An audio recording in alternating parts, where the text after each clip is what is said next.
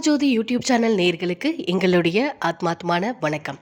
இன்னைக்கு நான் இந்த பதிவை ரொம்ப ஆதங்கத்தோடும் கொஞ்சம் மன வருத்தத்தோடும் தாங்க பதிவிடுறேன். ஏன் அப்படின்னு கேட்குறீங்களா? நான் பேசும்போது இந்த பதிவை நீங்கள் முழுசாக கேட்டிங்கன்னா அது ஏன்னு உங்களுக்கே புரியும். பல மாதங்களுக்கு முன்னாடி பார்த்தீங்கன்னா, நான் ஜக்கி வாசுதேவன் அவர்கள பத்தி நான் ஒரு பதிவு போட்டிருந்தேன். ஏன்னா, இன்னைக்கு அந்த ஈஷா மையம் வந்து பார்த்தீங்கன்னா, எவ்ளோ கர்மாக்கள வந்து உள்ள அடங்கியது தான் அந்த மையம் அப்படின்றது வந்து பல பேருக்கு தெரிஞ்சாலும், அத பத்தி யாரும் மிகைப்படுத்தி பேசுறதில்ல. நம்ப இன்னமுமே வந்து பார்த்தீங்கன்னா, மூட நம்பிக்கைங்கள்ல சில பேர் பண்ற தவறுகள்னால, மூட நம்பிக்கையிலே நம்ம இன்னமுமே வந்து போலியான சாமியார்கள் கிட்ட போயிட்டு போயிட்டு நம்ம இன்னமுமே விழுந்துட்டு தான் இருக்கோம். கடவுள் பேரை சொல்லி பணம் சம்பாதிச்சிடலான்ற ஒரு நெனப்பில வராங்க. அதுக்கு ஒரு பெரிய எக்ஸாம்பிள் சமீபத்தில வந்து பெரிதும் பேசப்பட்ட கலையரசன் சொல்லலாம். கலையரசனை பற்றி பதிவு போடாத ஒரே யூடியூப் சேனல் எதுன்னு கேட்டிங்கன்னா, ஆத்மஜோதி யூடியூப் சேனல் தாங்க சொல்லுவேன். எனக்கு பெரும்பாலுமே இந்த போலியான விஷயங்கள வந்து நேரத்த வேஸ்ட் பண்ணி அத பத்தி போய் நம்ம சேனல்ல போட்டு பப்ளிசிட்டி ஆகணுன்றதெல்லாம் எனக்கு உடன்பாடே கிடையாது.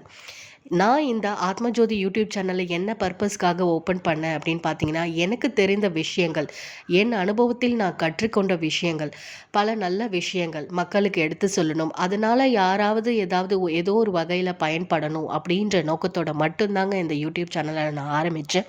என்னோட பதிவுகளும் பார்த்தீங்கன்னா, இன்றைய வரைக்கும் அந்த மாதிரிகள் தான் இருக்கும். நீங்க யாராவது புதுசா என்னோட யூடியூப் சேனல பார்க்குறீங்க அப்படின்னா, நிச்சயமா நீங்க மத்த வீடியோஸும் போய் பார்த்தீங்கன்னா உங்களுக்கு அதிலே புரியும்.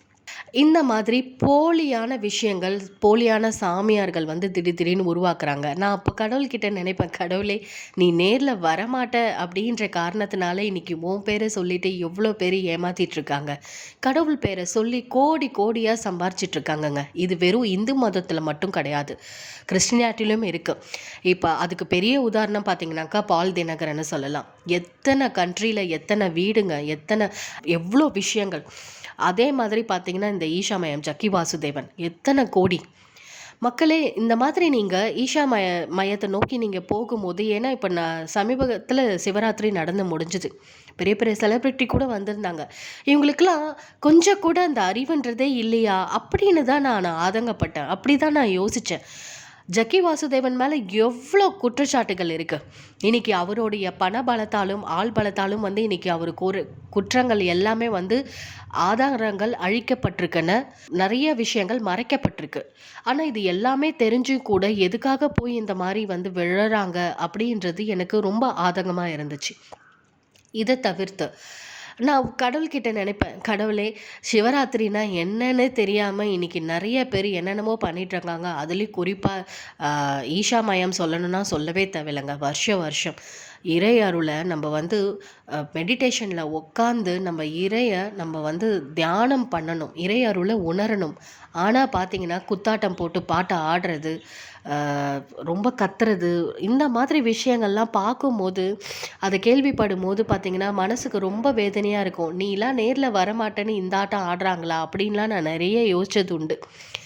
ஆனால் இன்னைக்கு சமீபத்தில் வந்து இப்போ அவருக்கு அறுவை சிகிச்சை நடந்தவுடனே திரும்பவும் அவரை பற்றி பல பேர் பேசிகிட்டு இருக்காங்க. அவர் செய்த தவறுகள் எல்லாம் திரும்பவும் பேசும் பொருளாக ஆயிருக்கே தவிர, இது வரைக்கும் அவர் மேலே எந்த விதமான நடவடிக்கையும் எடுக்கப்படலை அப்படின்றது என்னோட இன்னொரு ஆதங்கமும் கூட. இப்போ அதுக்கு காரணம் என்ன பார்த்தீங்கன்னா, என்னதான் நம்ம சோஷியல் மீடியால அவர பத்தி பேசினாலும், கலையரசன் அளவுக்கு பேசப்படலைன்றதும் உண்மை. அந்த மாதிரி போய் ஆக்ஷன் எடுக்கல அப்படின்றதும் உண்மையும் கூட. ஏன்னா, அதுக்கு காரணம் நம்ம எல்லாருமே தெரியும். ஏன்னா, நம்ம தானே வளர்த்து விட்டோம். கோடி கோடியா குடுத்து, ஏமாந்து. மக்களே இன்னைக்கு எல்லாருக்குமே வந்து ஒரு தேவைகள் இருக்குது. என்ன அப்படின்னு பார்த்தீங்கன்னாக்கா, ஒன்று பணம், இன்னொன்று ஆன்மீகம். நீங்கள் ஆன்மீகத்தை எதுக்கு இன்னொரு சாமியார் மூலியமா போய் தேடுறீங்கன்ற விஷயம் எனக்கு இப்போ வரைக்குமே புரிய மாட்டேங்குது. உங்களுக்கு ஏதோ ஒரு கஷ்டம், மற்றவங்க தீர்த்து வைப்பாங்கன்னு நீங்கள் எப்படி நம்புறீங்க? இந்த சாமியார் தீர்த்து வச்சுருவாரு, இந்த மையத்துக்கு போனால் நமக்கு நம்மளோட பிரச்சனை சரியாயிடும்னு எப்படி நீங்கள் நம்புறீங்க? உங்கள் பிரச்சனையை என்ன தான் நடந்தாலும் நீங்கள் தான் தீர்க்க முடியும். அதுக்கான சொல்யூஷன் உங்ககிட்ட தான் இருக்குது, மற்றவங்க கிட்ட கிடையாது. உங்களை வச்சு மற்றவங்க பணம் சம்பாதிச்சிருவாங்க. இது ஏன் நீங்கள் புரிஞ்சிக்க மாட்றீங்க? நம்மக்கிட்ட இந்து மதத்தில் பொறுத்த வரைக்கும் நமக்கு வந்து கடவுள் பக்தி அதிகம். ஆனால் அதை பயன்படுத்தி இன்னைக்கு எவ்வளோ பேர் வந்து வெளிநாட்டில் இருக்கிறவங்க, ஊரில் இருக்கிறவங்க வந்து இந்த ஆன்மீகத்தை பயன்படுத்தி நம்மளை ஏறி மிதிச்சிட்டு போய் அவங்க கோடி கோடியாக சம்பாதிச்சு இன்னைக்கு உக்காந்துக்கிட்டு இன்னைக்கு வந்து எவ்வளோ பல குற்றம் பண்ணிகிட்ருக்காங்க. அதெல்லாம் வந்து பெரிய தவறுனா அவங்கள அந்தளவுக்கு ஏற்றி விட்டு வளர விட்டது யாருடைய தவறு? நம்மளோட தவறு தானே. நம்மளோட மூட நம்பிக்கையினால இன்னைக்கு எத்தனை பேர் வந்து நம்ம வளர்த்து விட்டுருக்கோம். இன்னைக்கு பலவிதமான தவறுகள் நடக்கிறதுக்கு ஒரு வகையில் நம்மள மாதிரி சில மக்களும் காரணம். ஏன்னா நீங்கள் சாமியை வந்து கடவுளை பார்க்கணுன்னு நினைக்கிறீங்க, கடவுளை போய் இன்னொருத்தவங்க மூலிமா தேடுறீங்க. நல்லா ஒரு விஷயம் புரிஞ்சுக்கோங்க, இறை அருளை நம்மளால் உணரத்தான் முடியும். எந்த கடவுளையுமே நேரடியாக பார்க்க முடியாது.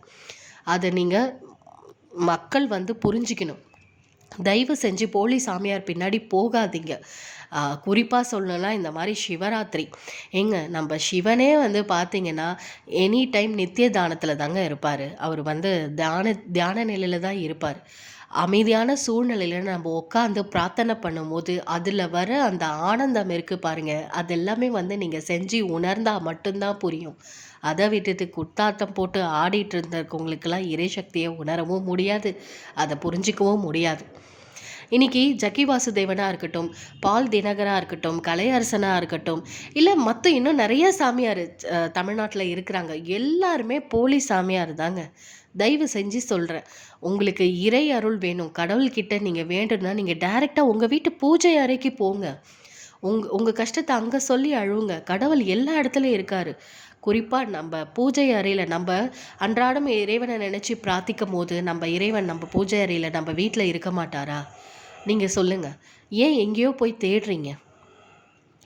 இந்த மாதிரி பல தரப்பட்ட குற்றச்சாட்டுகள் இருந்தாலுமே வந்து பெரிய பெரிய செலிபிரிட்டி பொலிட்டிஷியன்ஸ்லாம் வந்து எதுக்காக வந்து அவங்களுடைய ஆதாயத்துக்காக உட்காந்துட்டு மக்களையும் சேர்த்து முட்டாளாக்குறாங்க அப்படின்னு நினைக்கும் போது உண்மையிலே மன வருத்தமாக இருக்குங்க.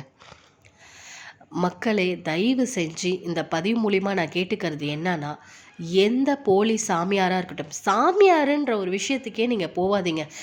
இந்த சாமியார் வந்து நம்ம ஃப்யூச்சரை சொல்லிடுவார், இவர் வந்து வருங்காலத்தில் என்னென்ன நடக்க போகுதுன்னு சொல்லிடுவார். தயவு செஞ்சு அந்த மாதிரி பின்னாடி போகாதீங்க. அவங்களோட வாழ்க்கையே அவங்களால மாற்றிக்க முடியாத போது நம்மளோட வாழ்க்கையை எப்படி மாற்றுவாங்க? இது நீங்கள் யாருமே உணரலையா? சரி, இன்றைக்கி அவ்வளோ பெரும் கூட்டம் வந்து அந்த ஈஷா மையத்துக்கு போகிறீங்க சிவராத்திரியில். நான் உங்கள் எல்லாரையுமே போனவங்க எத்தனை பேரும் சரி, நான் எல்லாரையுமே ஒரே ஒரு கேள்வி உங்களை நான் கேட்குறேன். அவரோட மகளை வந்து இன்றைக்கி யூஎஸில் படிக்க வச்சு ஒரு செட்டில் ஆக்கி எல்லாம் பண்ணுறாரு. அதே ஒரு சாதா 2 பெண்கள் பிரச்சனை வந்து கண்டிப்பாக எல்லாருக்குமே தெரிஞ்சிருக்கும். அந்த இன்ஜினியரிங்கோட மகள்ங்க 2 பொண்ணுங்களை வந்து பிரெயின் வாஷ் பண்ணி மொட்டை அடித்து அந்த ஈஷா மையத்தில் வந்து தியானம் பண்ணுறதுக்கோ மற்ற விஷயங்களுக்கோ ஆளாக்கியிருக்காங்க. இது எவ்வளோ ஒரு அப்பத்தமான ஒரு விஷயம்.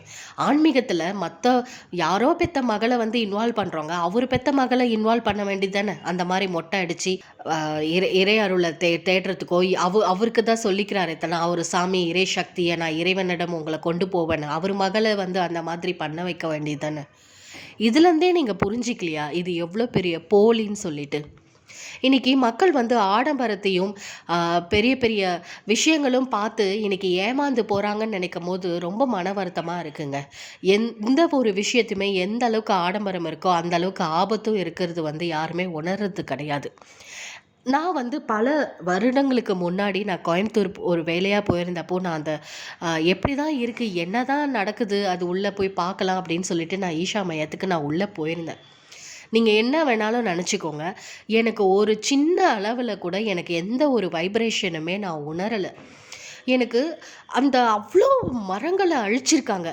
ஒரு பழமொழி சொல்லுவாங்க இல்லையா, வெயிலின் தாக்கம் வந்து மரத்தோடைய நிழலில் தான் நமக்கு தெரியும் அப்படின்னு சொல்லிட்டு. அந்த அளவுக்கு சுட்டு எரிக்குதுங்க. அந்த இடத்துல நிற்க முடியல. எனக்கு ரொம்ப மன வருத்தமாக ஆதங்கமாகிடுச்சு. ஏன்டா போனோம் அப்படின்ற அளவுக்கு நான் ரொம்ப ஃபீல் பண்ணிவிட்டு நான் வந்து ரொம்ப நேரம்லாம் அங்கே இல்லை, ஜஸ்ட்டு பார்த்துட்டு நான் உடனே வெளியில் வந்துட்டேன். ஏன்னா எவ்வளோ கர்மா அந்த அந்த இடத்துல சுற்றிட்டுருக்கு, எவ்வளோ உயிரோட பழிபாவங்கள் அந்த இடத்துல இருக்குது. நிஜமாக சொல்கிறேங்க, இன்றைக்கி கடவுள் பேரை சொல்லி ஏமாற்றிட்டு இருக்கவங்க யாருமே வந்து ரொம்ப நாளைக்கு இப்படியே இருந்துட போகிறதில்ல. இன்றைக்கி அதுக்கு பெரிய உதாரணம் இவரை கூட சொல்லலாம். இன்னும் சில பேர் இந்த பதிவை கேட்டுட்ருக்கோங்க நீங்கள் நினைக்கலாம், இன்றைக்கி வந்து இப்போ அவர் ஹாஸ்பிட்டலில் வந்து படுத்து அறுவை சிகிச்சை பண்ணியிருக்காரு, அவருக்கு தான் மெடிடேஷன் பண்ணுற ஆள், எல்லாமே கடவுளை எல்லா பிரச்சனையும் தீர்த்து வைக்கிற ஆள், ஏன் அவரோட பிரச்சனை அவர் மெடிடேஷன் மூலியமாகவே சரி பண்ணிக்க வேண்டியதானே, இறை மூலியமாகவே சரி பண்ணிக்க வேண்டியதானே, என்னத்துக்கு ஹாஸ்பிட்டலில் போய் அட்மிட் ஆகி சிகிச்சை எடுத்துக்கிறாரு? இது இப்போவாவது தயவு செஞ்சு புரிஞ்சுக்கோங்க. இவர் மட்டும் கிடையாது. நீங்க பதஞ்சலி அந்த சாமியார நீங்க எடுத்துக்கிட்டாலும் சரி, அவருக்கு கொரோனா வந்திருந்தபோது அப்போலோ ஹாஸ்பிட்டல்ல தாங்க போய் அட்மிட் ஆயிருந்தாரு. அவர் வந்து அவரு யூஸ் பண்ணிட்டுருக்க அந்த ப்ராடக்ட்னாலயோ, ஆயுர்வேத மூலிகைனாலயோ ஏன் எடுத்துக்கிட்டு அவர் தயாரிக்கக்கூடிய ப்ராடக்ட்ஸ் ஆயுர்வேதியம். அந்த இத எடுத்துக்கிட்டு அவருக்கு வர பிரச்சனைகளையோ, நோய்களையோ தீர்க்க வேண்டியது தானே. ஏன் அப்போலோ ஹாஸ்பிட்டல்ல போய் அவரு சேர்ந்தாரு? இந்த மாரி போலியா இவ்ளோ பேர் நடிக்கிறாங்கன்றது அவர்களுடைய செயல்லயே வந்து நமக்கு தெரியுது. தயவு செஞ்சு சொல்றேன் மக்களே, இந்த மாரி பல உதாரணம் இருக்கு. போலி சாமியார் பின்னாடி நம்பி யாரும் போவாதீங்க. கடவுள உணரத்தான் முடியும். தேடாதீங்க. உங்களுக்குள்ளேயே கடவுள் இருக்காரு. தயவு செஞ்சு இத நீங்க புரிஞ்சுக்கோங்க. மறுபடியும் ஒரு நல்ல தகவலோடு உங்கள நான் அடுத்த பதிவுல சந்திக்கிறேன். நன்றி, வணக்கம்.